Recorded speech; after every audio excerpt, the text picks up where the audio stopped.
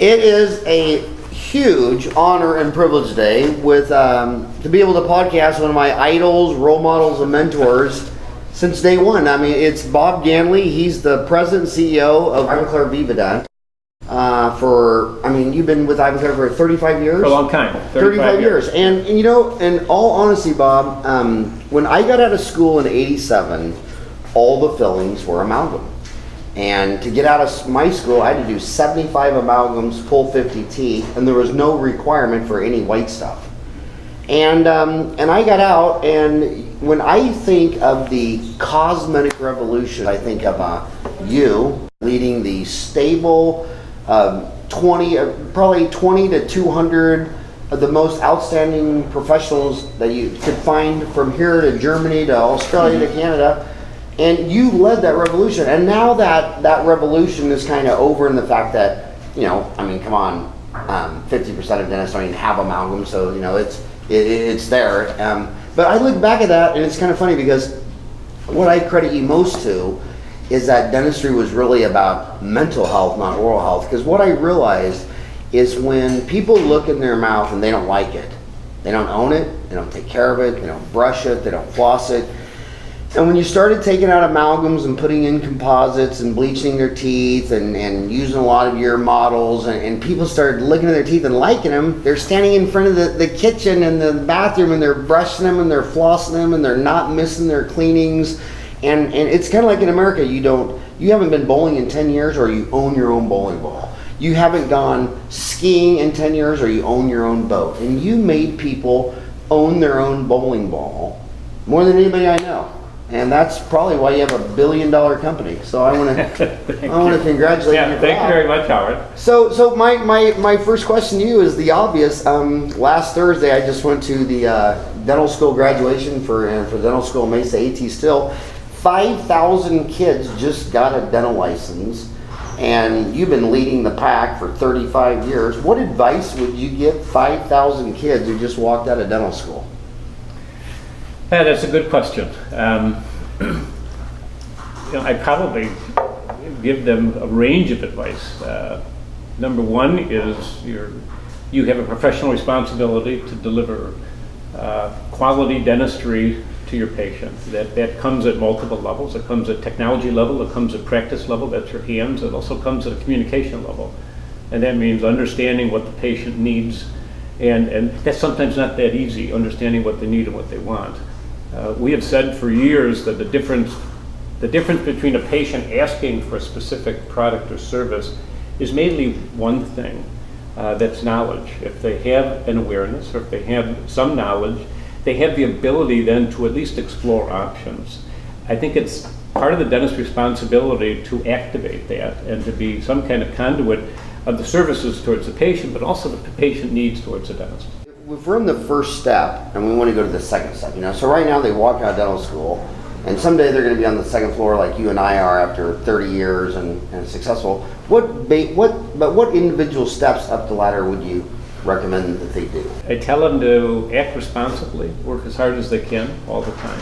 I think working hard is a function of dedication, and if you can work hard in the short term, it's mainly a matter of energy.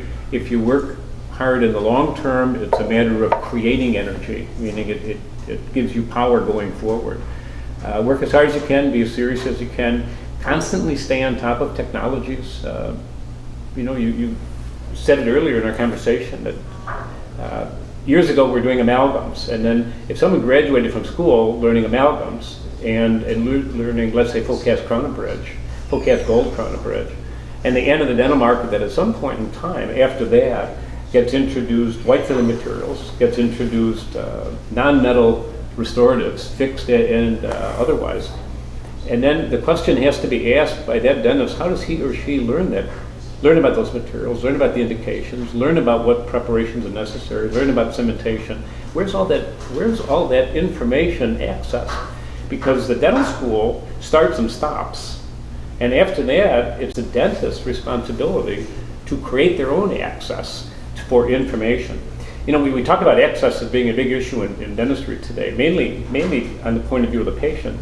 But I think there's also an access question on the point of view of dentists, that where do they access information for the future? How do they stay current? And staying current is staying responsible, and staying professionally responsible to themselves, to the profession, and to the patient. Do you have a sample of that that cavity varnish, the new? Yeah. Did you have that right around?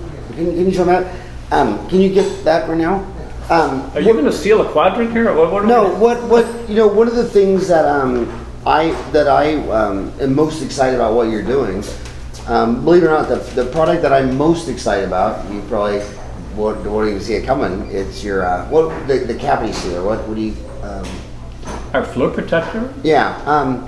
You know, after I've been out 28 years, what's got me most excited is, you know, for 20 years I've been building a barn, and I'm telling everybody to brush and floss and use a tongue scraper and mouthwash. And your cousin Eddie is your cousin Eddie. I mean, he's not going to brush and he's not going to floss. I know cousin Eddie. Yeah, there's lots of them. Half the world is your cousin Eddie. And now I'm really excited because if I don't do that 3-unit bridge and I make the barn out of aluminum, then the termites come home to rest and they can't eat aluminum. And that's you know, they say I got out of school during the golden age of dentistry. And now I think it's the titanium age of dentistry. And I'm so excited because it's a lot easier. When I got my diploma at the International Congress of Oral Implantology back in the 80s and fellowship at the Medical Institute, we had 2D x-rays. You would open up that tissue. You had no idea what you were getting into. You had to have 15, 20 different implants in inventory because you didn't know what you were going to walk into. Now it's 3D x-rays, surgical guides, you know exactly what's going on. And when I place that titanium implant, it's not going to come back. And I mean the termites it's not going to get a cavity. And peri-implantitis, I don't care what they say, gum disease around an implant is nothing like gum disease around a tooth. A tooth has got that infected cementum and it's ugly. And peri-implantitis is more like it's rare and it's just kind of a irritation. It's just kind of a nuisance sometimes for some people. But your product is that applied to teeth every 3 months is the best thing for this barn. And I wish, instead of everybody talking about what's the next 7th or 8th or 9th or 10th generation bonding agent, I wish everybody would be covering these teeth every 3 months. It should be standard of care in nursing homes. When you go to a nursing home, an impact.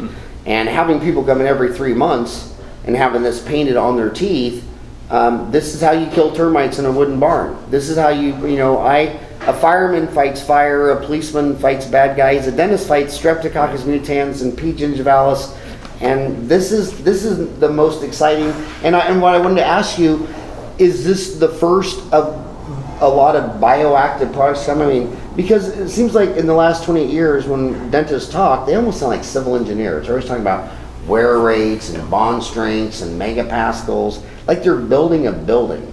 And then after 20 years, I look at all the buildings I built and say, you know what? Like, you talk about how good this bonds on, but the crowns don't fail because they fall off.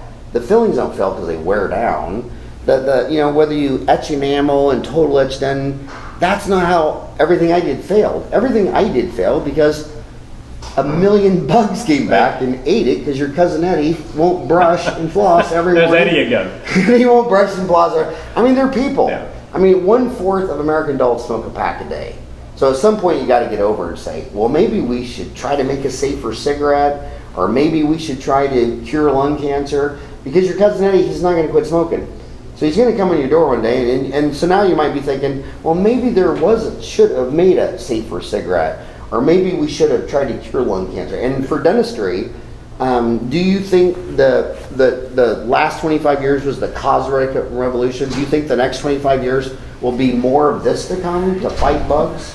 Yeah, Howard, you'd like to think so, and you'd wish so. The trouble sometimes, the reality is that Uncle Eddie participates in dentistry at the wrong end. If dentistry is broken up into, let's say, thirds, the last third is replacing teeth, the other third is repairing existing teeth, and that first third is preventing the second third and the third part from happening, which is the preventive part. Many people don't participate in that. I mean, you know the statistic better than I do on the amount of teeth that are sealed for children and the amount of whether it's chlorhexidine fluoride combination, or just fluoride applications to young adults and adults after that, it's not discussed that much. It seems like it's not the real sexy part of dentistry, but it's the foundation of dentistry, which is to prevent disease. This is what we really try to do. But when you take a look at those thirds, that last third and that middle third today, this is the thing that's talked about, how you make teeth look whiter and how you make teeth appear better than they were. But this part, preventing those other problems from happening, unfortunately has less interest carried in the press today, and probably has less interest in the public if you measure it by statistics.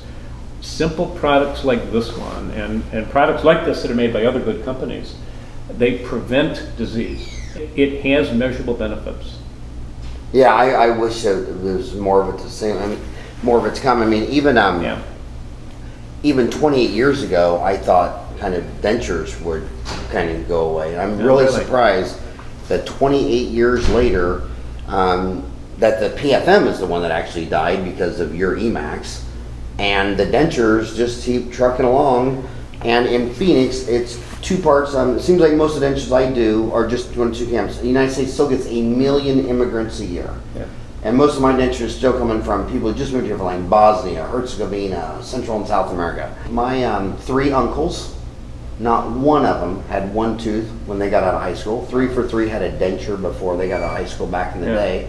And those would be your cousin Eddie's father. This is my cousin Eddie's. All 3 of my uncles had 0 teeth when they got out of high school, because back in the day, your grandma only took them if they had a toothache, right, and then the dentist just pulled it. And I thought those days were over. So I'm kind of surprised that 28 years later, dentures are still there. They're even making a comeback. And again, you're leading the line with your Blue Line and your Veneris. The number of dentures being done, whether partial or full, increases every year 3 to 4%. Unbelievable still. And is that just U.S. or around the world? That's worldwide. That's worldwide. But even in the U.S., dentures, partial exceeds the growth of full dentures, of course. And partial, whether they're sitting on and attached to a natural tooth, or whether they're sitting on an artificial tooth, meaning an implant, grows continuously. But if you're in Arizona, or you're in Florida, or you're in any place where you have the moment to go into a restaurant at 5:01 to catch an early bird special, and you're sitting and you look around the room and people are taking their dentures out, folding them, putting them on their lap, and then they're taking the spaghetti. It's really a sad situation. And this older generation of people who sadly have lost their teeth, the other thing they've probably lost is a dentist. They have a denture, they just don't have a dentist. And there's not enough people really caring for them or connecting with them. And these people, they're in disrepair, and it's an unfortunate situation. We try to focus, and other companies as well, on providing services for these people and providing products for these people who need partial full dentures. We hope it doesn't get to that. And the statistics also show that people are keeping their teeth longer, which is a very good benefit for I think the human population. It's a good benefit for dentistry too, to be honest, because there are more teeth to work on. And we would like to see more and more teeth be kept longer and longer, and we'll provide more services to repair those teeth, ultimately to replace those teeth if necessary. But it would also be nice if that other third, that Uncle Eddie and those 3 uncles didn't participate in, if more people prevent disease from happening. Well, you know what's, I've lectured in every continent but Antarctica, because penguins don't care what I have to say. And don't count them out though. What's really troubling to me is when you go to, like, I was in Africa just recently, and it's amazing in Africa and Asia and Kathmandu, where the doctors are telling all the moms, don't give your kid water because they might get water poisoning and cholera and die. So they're telling them everywhere that upper class children just drink soda because Coke is clean and there's no bacteria in the water. So that's good. They don't have cholera and die, but dental decay and obesity and diabetes are off the charts. And a lot of Americans just think, well, they should drink less pop. Well, the alternative is a dirty well. I mean, you don't want your 2-year-old to get a cavity and obesity and diabetes, but you don't want them to die of a bug. So it's really, dentistry. And when you look at the fact that 3 billion people make less than $3 a day, and they're all living off Coke and Pepsi, my God, dentures will probably just keep growing for probably 100 years to get around the curve. And I also want to say something very interesting about you, because I've known you for 28 years. Long time. And, you know, Harvard, I keep mentioning this to my buddy dentist, my fellow dentist, that Harvard Business Review, they're always trying to say, you know, what is leadership? Because when I think of a leader, you're the first guy I always think of. You really are. Thank you. And Harvard Business Review, when they look at the CEOs, the top 10% performing versus the bottom 10%, the only thing that really stands out to them is humility. And I look at my lifetime, you know, I was born in '62 when Walmart was born and Walgreens and all that, and Walgreens exploded 30,000% their stock. Because Hollywood makes you think that the CEO is this good-looking guy in a Ferrari with a 20-year-old runway model girlfriend and charismatic and all this great, and they're just humble operators like you. And humbleness makes you listen to the dentist, it makes you listen to your employees. We see in dentistry that the dentist, the average American has a job, holds their job for 3 years. And when we go to the 150,000 dentists, the dentists who hold their average employee 3 years makes what the average dentist does. But the employees who hold their employees 7 years make a lot more money. I mean, half the people I know, when I first met you, they're all still here. I mean, you don't have to, you can't walk 10 feet in here without finding someone who's been here 10, 20, 30 years. Heck, your secretary's been there 18 years. I mean, and that speaks volumes of you. And when I ask the American people to describe a dentist or a physician or a lawyer, humbleness doesn't even come up in, you know, in the top hill. And listening to your staff so you don't have employee turnover. So I want to ask you about what is your leadership? How, you know, these kids coming out of school and they're going to hire their first assistant or receptionist, and if everybody just quits every 2 or 3 years, they're not going to have long-term relationships with their patients and their community. How were you able to keep so many good people 10, 20, 30 years? And how were you able to you've been dealing with some of the biggest egos in dentistry. I mean, a lot of the cosmetic dentists are not known for humility. I mean, come on. Right. We're not going to mention any names, but I mean, how do you deal with dentists and staff, and how did you keep a collection of complex humans by your side for 20, 30 years? What are your secrets? I don't know if everybody's secrets are. It's a complicated question, first of all. Running a company, what's the most important part? You have to have a picture of the world you live in. You have to have a view of what you are as a company, and you have to see the road that goes forward for your company within that vision. So that has to happen. Secondly, you have got to be able to communicate that to people in a way that's accurate, that's clear, that hopefully is motivational. That can also be, that can depend on the person, how they hear it and how they react to it.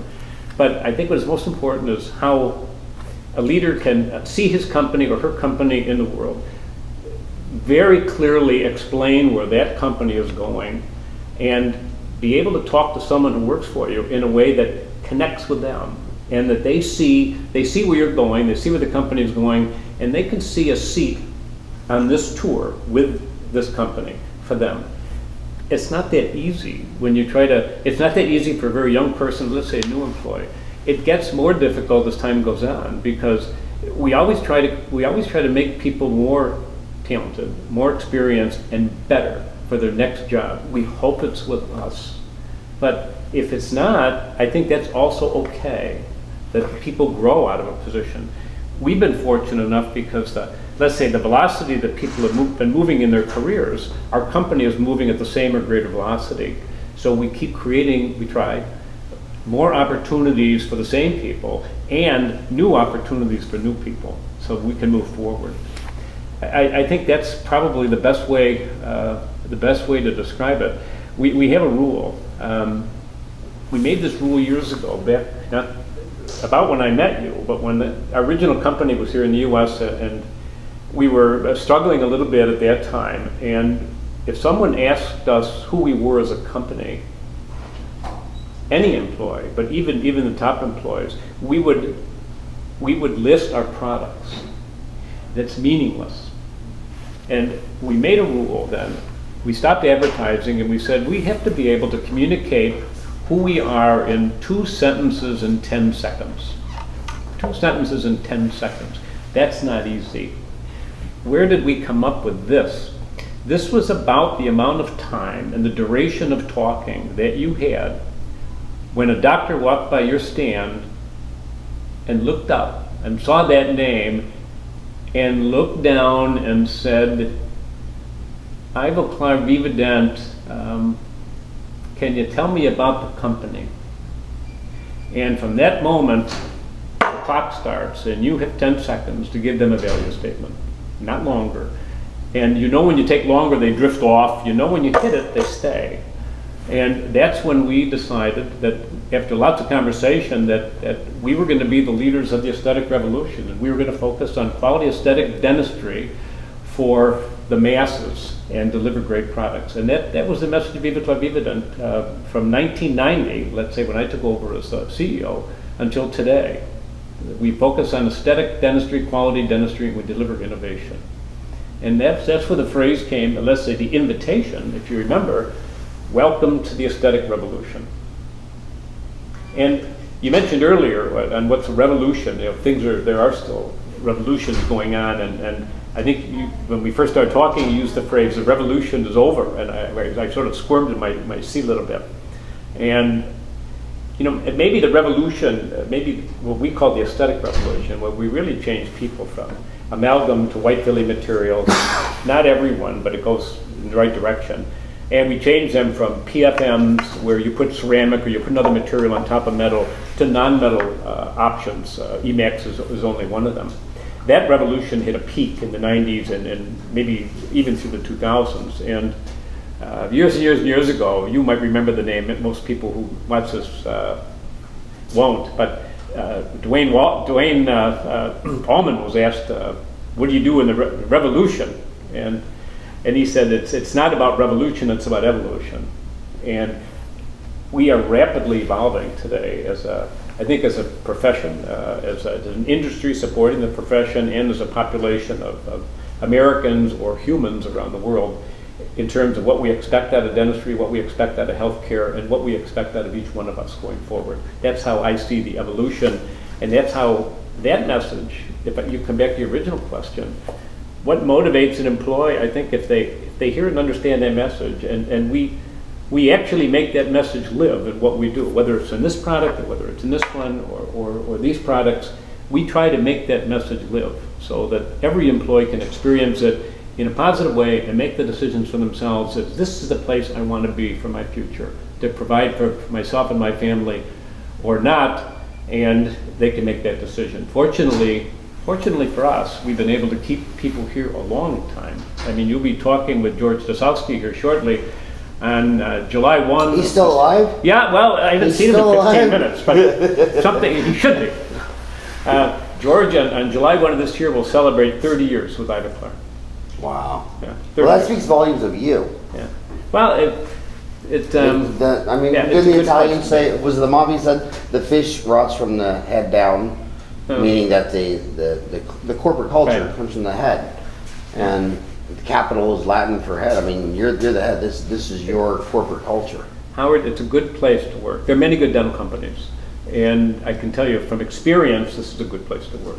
And you have, what, 50 countries you have offices around the world, or, I mean, pretty much every continent, but... Yeah, we're more or less everywhere. We have that Antarctica gap, like you do, but we're pretty much everywhere. So we operate in 110 companies. We have 27 active subsidiaries now in the world. We have more locations than that because we have sales offices in every place. We are very active now and I think we're the only one doing this. We're very active in building training centers, educational centers. We've opened one up very recently at new offices in Moscow, big facility in Moscow. It looks right at the Kremlin. We've opened up Saudi Arabia, in Riyadh, Saudi Arabia. I was there for 3 days for the opening of this facility.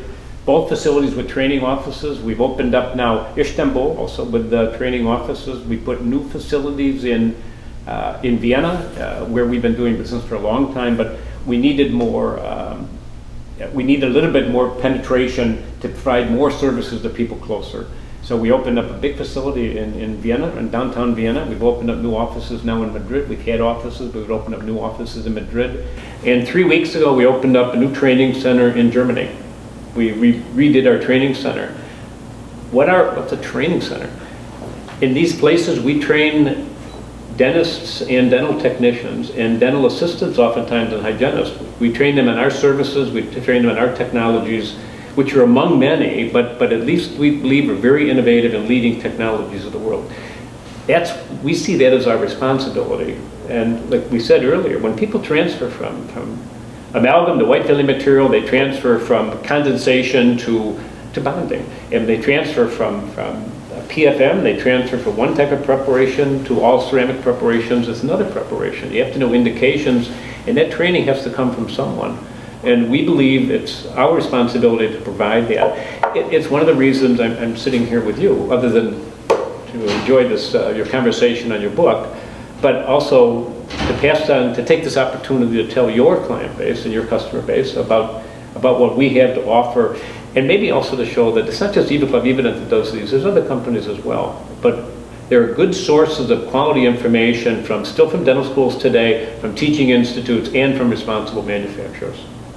And I want to, America is, it's still a big market. I mean, it's the biggest single country market in the world. Okay, so, a lot of times Americans will sit back and they'll say, well, Sweden's better at this, or Denmark's better at that, and I always have to remind them that, Denmark has the same amount of people as just Arizona. The United States is a huge country. It's 330 million people, and a lot of the American dentists have never been to Europe. And one of the things I always find most interesting is that when you go to the biggest meeting in the world, it's in Cologne, Germany every other year. It's the IDS meeting. International Dental Show, IDS. IDS, International Dental Show. There's like 110,000 dentists there. About this year was 134,000. Oh my God! And there's no lectures. And the one thing I've been there several times is that the European dentists, they're just more relaxed. They trust their government. They trust their dental manufacturers. And when they go to a dental meeting, they want to talk to the good, hardworking, honest people like you. Then you come to America and everybody has a gun, everybody's against the government, everybody's against manufacturers. And when I started Dentaltown in 1998, the dentists were outraged that dental manufacturers were getting on there, and they wanted it to be Dentisttown. And I told them, I said, you know what? If you took away my Root ZX and my X-ray machine and my bonding agent, my curing light, I'm sitting on a rug with something I bought at Home Depot. I said, I need these guys in a conversation, because if we're all saying the product's red and we wished it was blue, you need to know that. And you need to be a part of the conversation. And I held my ground. I stayed true to myself. Now, Orthotown to this day still won't let anybody on unless they're an orthodontist, because they're just militant about that. Everyone else is trying to sell something for money, as if they're giving away free ortho.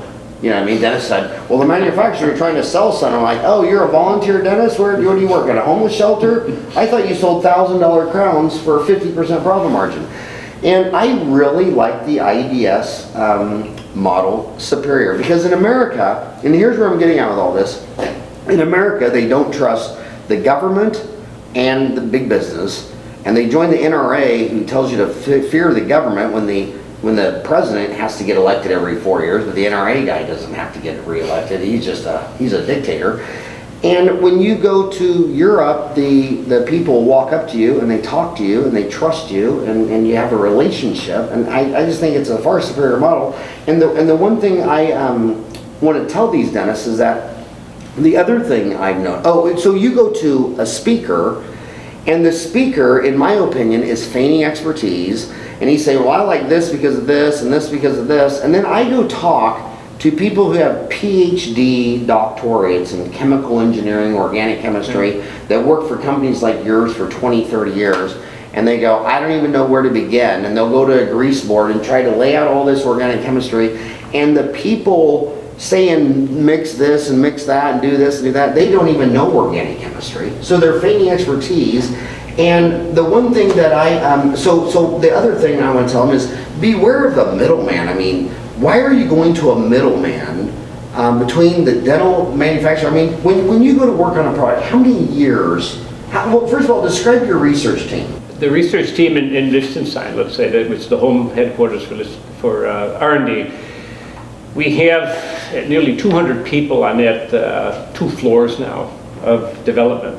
We divide them up into organic and inorganic. So, and some high level of them are PhDs, and then of course there are other levels of education below that. But it's, in my opinion, Why do you divide them between organic and inorganic? Would be ceramics, porcelains, organic bonding agents, resins? Yeah, resin-based coming from the one side, organic filling materials, for example, or anything that we would call composites or plastic-based or resin, polymer monomer, and from the other side, the inorganic, that's for us would be glasses.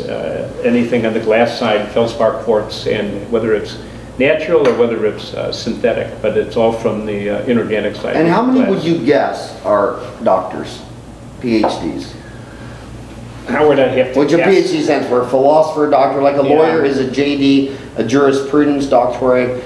I'm a dentist, doctor of dental surgery, but how many of those would be? Yeah, I can't really guess, but You can maybe I would, but Well, what would your guess be? a lot of them.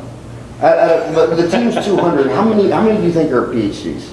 Let's say of the ones that I'm normally dealing with, most are. How long, like when you come up with a product, like the average product, how long many does it take? years from I got an idea to it's ready to go to your dental office? Yeah, long time.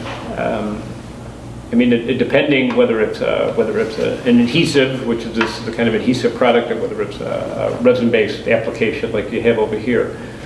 The development of it, if it's a baseline development, it can take 10 years to get there. Yeah, and that's my point. You need to be humble. And these guys, 200 teams, with I'm guessing 30, 40, 50 PhDs. I mean, you don't want to say a number, but it's up there. Anyways, yeah. Lots of boys and girls in long white coats. And then they give you this 10 years work, this instructions. You know what you do? You're so arrogant. This is what you do. Oh, the instruction. Well, I went to some course and some dentist said, mix the heman, the acetone. I used the bonding from this and the resin for that. And then after I acid etch, I wet it with toluene blue or chlorhexidine glue. And it's like, dude, are you a PhD chemist? I mean, and then it keeps going further. The instructions say, rub this on for 20 seconds. And then I see your PhD. So when they do that, they hit a stopwatch and do it for 20 seconds. The dentist, no stopwatch, he goes in the tube like that, and next. And then your guys have a curing light where they test it and they say, okay, this is 1,000 milliwatts, this is a test. And then he's using a curing light because, my joke is so you're in Buffalo. How many times do you throw, a quarterback throws a pass to a wide receiver of the Buffalo Bills and they may drop it? You know how many Most times, of the time they drop it. do you know how many times you hand your curing light back to your dental assistant and it hits the floor? Oh, once a month. So you've dropped this thing 20 times. You never check it to see it work. The PhDs are saying rub it on for 20 seconds. This light is supposed to have this strength. You've dropped your light 20 times. It's 10 years old. You don't even measure it. And then when something's wrong, it's going to be your fault.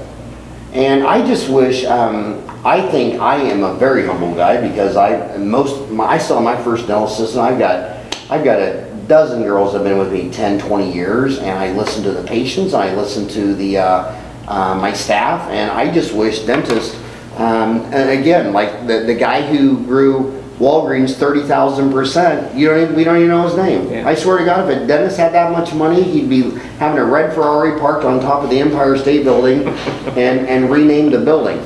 So I think you're one of the most humble guys I know, and you run a $1 billion company, and you are as down to earth. And why would a $1 billion company be in Buffalo? That's what I got to ask you. Why did you pick Buffalo? That's a good question. That all your employees ask you every day? Yeah.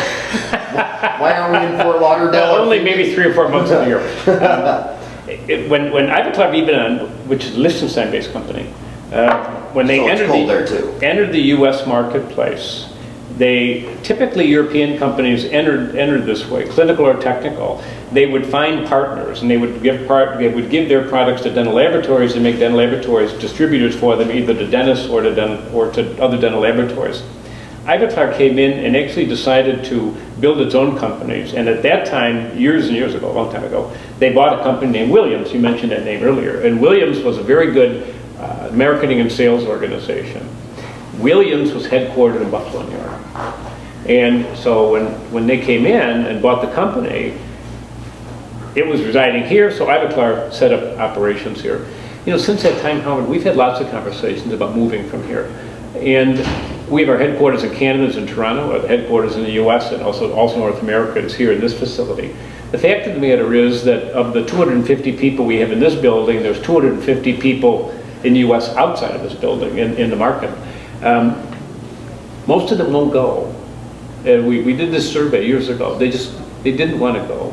And like Buffalo. yeah, and beautiful. you know, at the end of the day, that's the core of the company. It's not the product. It's always the people. And if more than half your people don't want to go, more than half the value of your company gets left behind. So we stayed here. In the meantime, communicating with customers becomes easier and easier, either by car, shoes, and train, or plane, or just by electronic or by this. We can touch and service customers anywhere in the US or anywhere in Canada from our facilities, or sometimes in the world. We're proud to be here. The facility that you're in here today is, I think, state-of-the-art education facility for dentists and dental technicians. In Western New York, we're a significant player, and we plan on staying here in Western New York, but we now have a 150,000 square foot facility we're building in New Jersey, all ceramic production only. We have a new education center in Sarasota, Florida, so we do appreciate the weather differences as well. And we expand throughout the US now in other locations as well. Bob, but I want you to go back to that culture though. Explain to these kids coming out of school the difference between the ADA annual meeting and the IDS meeting. I mean, those are two great civilizations. Yeah. Europe and the United States, you're about the same size. They're about 1/3 of a billion people, you know, and they're just so different in culture. And you fly back and forth between those two great civilizations, Yeah. Europe and America, every month. 2 times a month. I fly every other week between the markets. Howard, it's a hard question to answer. I mean, they're similar and then not. The American Dental Association meeting in its various locations services the members of the American Dental Association and with the assistance of manufacturers and other people. And it's a big training. It's actually less on training, some on information, but it has a footprint that's this big. The International Dental Show, which has no training at all other than what takes place at the stands, has 1,100 stands. It shows the highest technology in the world, and it's the launch platform for most companies in the world.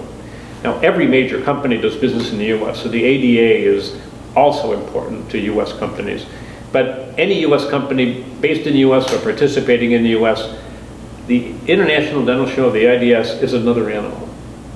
It's the most prestigious dental show, we think, of its size in the world. Do you think the Germans and all the Europeans, the Germans, Scandinavia, Denmark, all those countries, do you think they're more just at birth, at their culture, willing to listen to a manufacturer and say, hey, tell me about your product?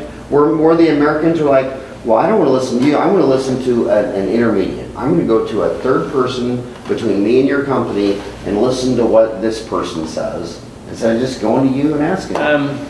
I think that's it's a broad generalization.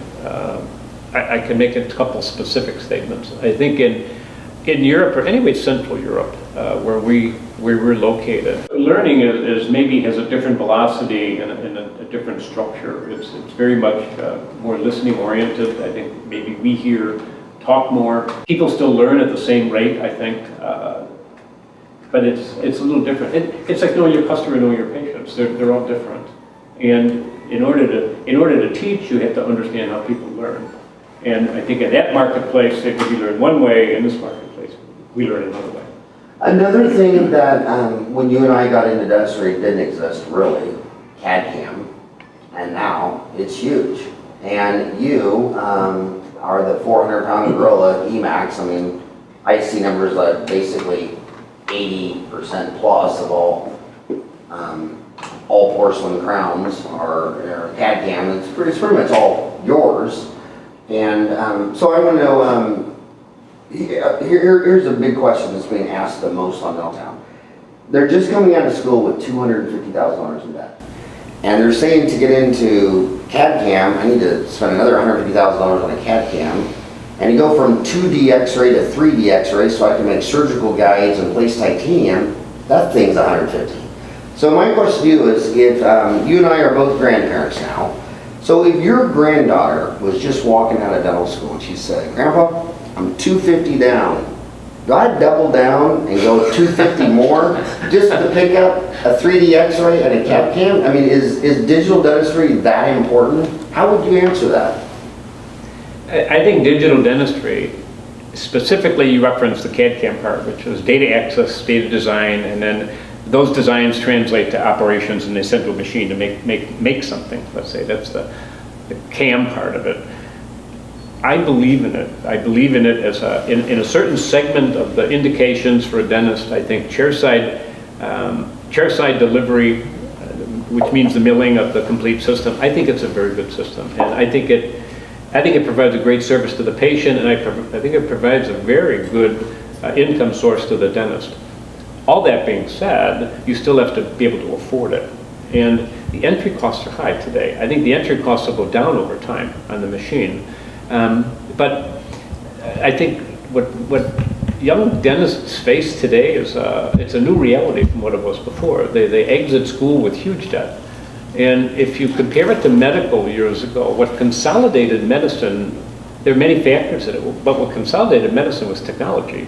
That doctors coming out of med school couldn't afford the technology needed to run a practice. You know, in the Marcus Welby program, and you know, place behind the garage, or this, you can't do this anymore. So practices consolidated. Dentists came out of school, entered big practices, and that big practice had their own radioscopy group, they had their own diagnostic group, they could refer you to all the specialties, and it from one central location, very efficiently, very, very economically, and for the point of view of the patient, very effectively. I think dentistry will follow this, but in a slower pattern, and it'll be a generational change. But I think young people coming out today, they're going to have to be in this at some point in time. Data access in the mouth, intraoral scanning, this is going to be the move, and this will be a trend. It's already a trend, but it'll penetrate, I think, very rapidly. Design and scan, or scan and design, and then send it to a machine, either here or there. That'll be a standard of operation, not a standard of care, but at least a standard of operation.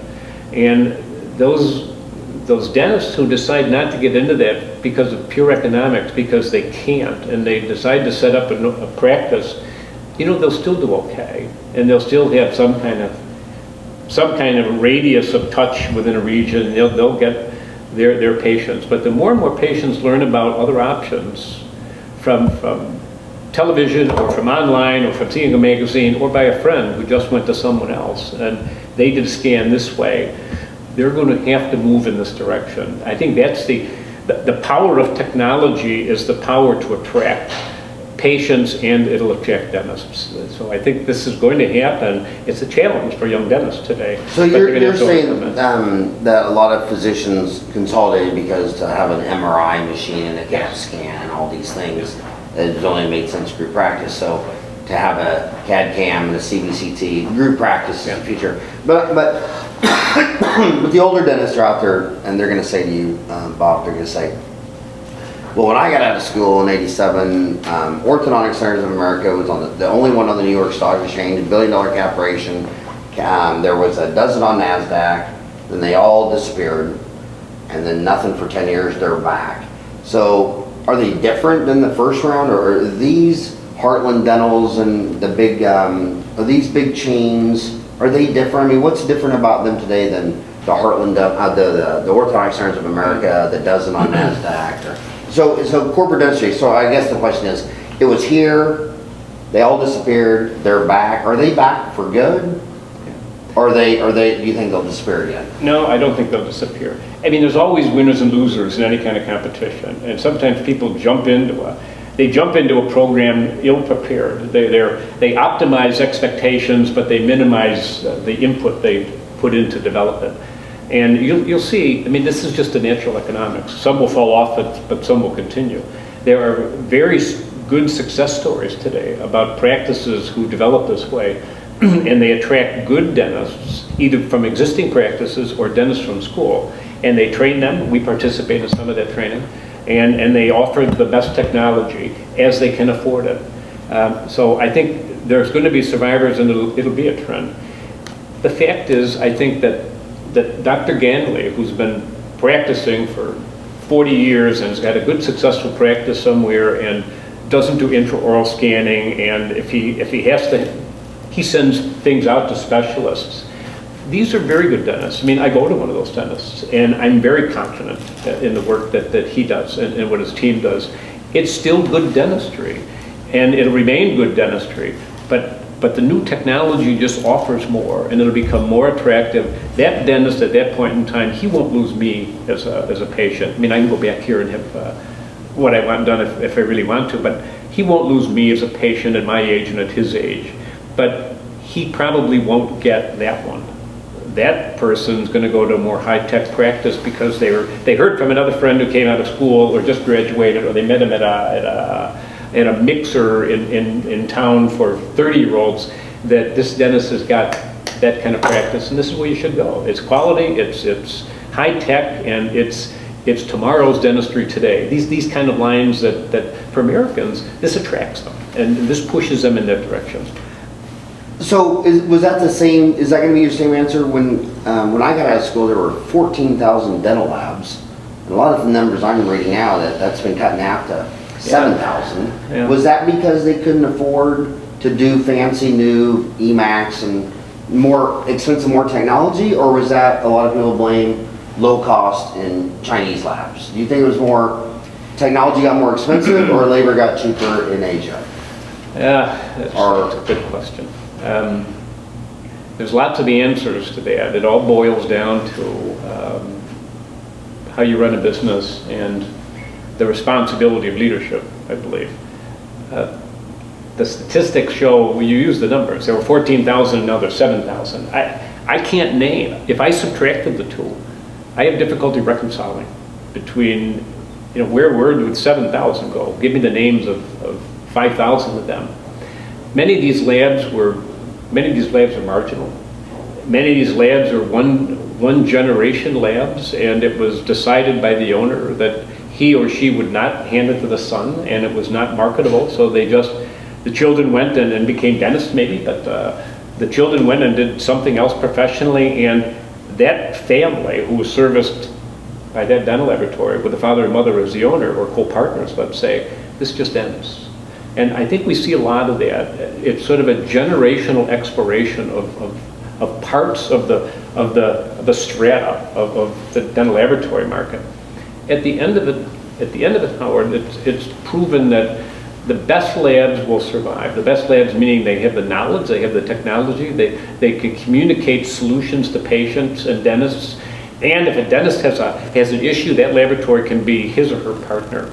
These labs they'll continue to flourish, they will continue to invest, and they'll continue to grow. The fact is, as the bigger labs get bigger, and they invest more, they can produce same quality for less. This will just happen because of all the technology. Now they have to pay a lot of money to make that put that technology in, but nevertheless, with that investment, they can produce lots of products from CADCAM technologies today. So I think in the lab business, that's the dynamic that's taking place. You've got some people just falling off the table, some by election and some by default. They just can't survive. The survivors break into several different groups. I always think of life in thirds, but there's a high-end dental laboratory, 2 or 3 person, 5, 6 person lab with high-end ceramists who do chairside shading and do chairside characterization and really connect. These people are survivors. There's the high production labs who can produce good products at good prices with all the technology, with any option you really want, because they have them all in the dental laboratory. They will survive. The ones in the middle that can't say they're this and they can't quite say they're that, they're in the danger zone, and they will probably get a little bit compressed. I want to keep asking you. I'm down to only 8 minutes.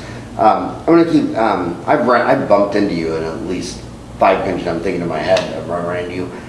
You've actually run into me 2 or 3 times, so bumping into me. A lot of these American dentists, they've never seen the IDS meeting, and we talked about that. But I want you to also talk about the fact that I see it so different.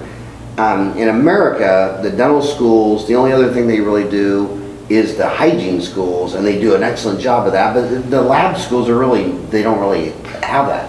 And then when you go to Germany, and Hong Kong, the dental laboratory is a huge part of the education. I mean, they train their lab techs like we train our dentists and hygienists. Will you talk about the difference there? And is which one's better? Should Americans, should Buffalo? Does Buffalo have a dental lab? We have a dental laboratory program here. At Buffalo? Yeah. I bet you have something to do with that. Yeah, Do you? It's part of the State University of New York system. It's part of the community college system. So it's a 2-year degree in dental technology. That's from your community college, but there's also a technical school, a separate technical school. Both very good. You know what happens in Europe. Let's say historically, because it also changes. But there was a very high level of training for dental technology, and you reached levels. You could reach a master level, and this was a measured, graduated level of technology. And dental technologists who achieved this level, they communicated this, that they had this level of certification, that they were masters in fixed, masters in manual, and it carried great value. There's also another level below that, which is also very high. In the U.S., the master's level was never really achieved, although some schools historically, like LSU, they also had very good programs. What happens today in the U.S. is there are fewer programs and fewer dental technicians today available and existing. This is just a fact. But in the developed markets in Europe, we're seeing some of the same thing now. We're seeing fewer dental technicians available, and in some cases, fewer dental technical schools. So what causes that trend, it's a little bit hard to say, but you think about it, Howard. Someone coming out of high school and going into college, or maybe not going into college, is thinking of a career. Dental technology isn't at the top of their head. You know, it's not, I want to be a policeman, a fireman, a doctor, or I want to be a ceramist. It's an inside information. We used to have a rule, we still have a rule here, we don't hire family in our company in the US.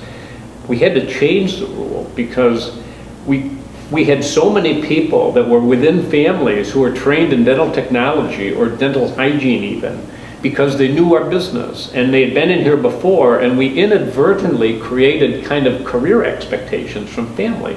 They wanted to be a ceramist, and they went to school, and then we hired them here. And we had to alter this rule because we just couldn't find enough people. So we said, okay, family members we will hire, I mean, subject to the position that they're in, of course, and if they have experience or knowledge in dental technology or dentistry. And we have some in here now. Actually, my daughter worked here for some time. She's a dental technician. One of my daughters, anyways. One's in psychology, but the other one's a dental technician. She worked here for some period of time. You know, I just love traveling around the world because it's in 7 billion people, and they're all exactly the same, but they have different little environments. And I find it interesting where when you go around the world, most people work in the family business. A lot of names come from family, like Smith means you're a blacksmith. And 1/3 of the dental students have a dentist in their family tree. And I also think another interesting thing is most of the world, you have a nuclear family where the whole family lives together, and they have arranged marriages. And though arranged marriages have a 9% divorce rate, in America, they call it a love marriage, and the little kids run out and pick someone in love, they have a 50% failure rate. But the lowest divorce rate is if both couples have a doctor, dentist, physician, lawyer. It's a 9% divorce rate, the same divorce rate as the arranged marriages in Europe. So if 2 little kids run out and they just love each other, that's a 50% failure rate. But when 2 people meet in dental school and get married, they only have a 9% chance of getting divorced. And then when they get married, it's a 1/3 of a chance for each one that there's another dentist in the family. And I just see all these incredibly happily family dentists where the guy meets the girl in school, they get married, her dad's a dentist, now they're working together, and you go in there. And the reason I'm we were talking about corporate dentistry where you know, labs have to get bigger to have all this stuff. Physicians had to get bigger to afford MRIs. But I see, I always had a group practice, mainly because when I got out of school, I was 24, and I just thought it was just boring being the only dentist there. So what did I hire? My buddy friends from Creighton, And looking back, I should have hired someone that was 20 years older than me, knew what was going on. But I wanted my buddies in there because we were in there playing all day. And when I see a burned out dentist drinking Listerine, who's pre-suicidal and just a wreck, he's always all alone. And when I walk into group practice, you instantly feel the energy's higher. And when I walk in, it's a nuclear family. Dad's a dentist, daughter went to dental school, married a guy they're like that most blissful, they're just having fun. They're just getting paid a lot of money for having fun. So I'm down to 2 minutes. I want your close, and I want you to turn it back onto, that little girl is 24 years old. She just walked out of dental school. She's got $250,000 in debt. She's going to a small town, Parsons, Kansas. You said, and Warren Buffett said, if you can't explain your business on a 5x7 postcard, you don't have a business. And you said when a dentist walks by a booth, you got to explain Ivoclar in 10 seconds, in 2 lines. Give her some advice. When she opens up her dental office, what should her 10 seconds be? What should she focus on? Well, she should focus on what she believes in, which is, I think, would link it back into why she got into dentistry. And hopefully in dental school, it confirmed all those expectations and all those beliefs. And now she sits in that practice waiting for the patient to come in, and she has something to say. I mean, that's what I would hope she would do. And if I walked into her practice, what would I want to hear her say? I want to hear her say, thank you for coming. I'm committed to your oral health. I want to talk about you and your oral health. I want to talk about what you need and what services I can provide. And I would like to be your oral health partner in the long term. We will think in the long term, and I will give you all the services you need, not more. And I would look forward to servicing your family as well. I'm here for you, and I've committed my life to dentistry, and I've committed myself to you. That's what I would like to hear. And I would like to experience it. Trust isn't a matter of words, trust is a matter of experiences. And once I hear that, I'm interested. Once she does it, it's confirmed. But you gotta do it every day. It's like your articles say, your editorials. You gotta do it every day. And you gotta hire people who believe in what you believe in. That's the hardest part of hiring people, is to get some sort of congruency. They don't have to be absolutely like you, but they have to believe in the same things.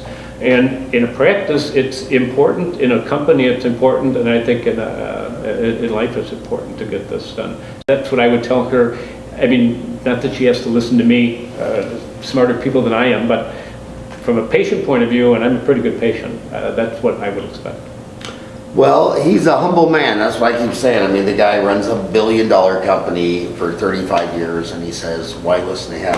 I would only listen to you. I think, seriously, Bob, you're the smartest, most vision, most humble, most down to earth. You're the rock star of dentistry.